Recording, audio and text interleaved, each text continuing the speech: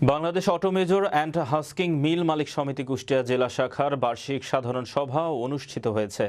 বৃহস্পতিবার বিকালে কুষ্টিয়া পৌরসভা অডিটোরিয়ামে অনুষ্ঠিত উক্ত সাধারণ সভায় প্রধান অতিথি হিসেবে উপস্থিত ছিলেন Bangladesh auto major and husking mill মালিক সমিতির কেন্দ্রীয় কমিটির সভাপতি Mohammad Abdur Rashid. Bangladesh auto major and husking mill মালিক সমিতি কুষ্টিয়া জেলা শাখার সভাপতি আব্দুস সামাদের সভাপতিত্বে এ সময় কুষ্টিয়া চেম্বার অব কমার্স ইন্ডাস্ট্রিজের সভাপতি আবু জাফর মোল্লা, সংগঠনের কেন্দ্রীয় কমিটির সাধারণ সম্পাদক HR খান পাঠান সহ কেন্দ্রীয় ও স্থানীয় নেতৃবৃন্দরা বক্তব্য রাখেন। বিকেলে মোহাম্মদ আব্দুর রশিদকে সভাপতি ও পুনরায় মোহাম্মদ জয়নাল আবেদিন প্রধানকে সাধারণ সম্পাদক করে Bangladesh auto major and husking mill মালিক সমিতি কুষ্টিয়া জেলা শাখার নতুন কমিটি গঠন করা হয়।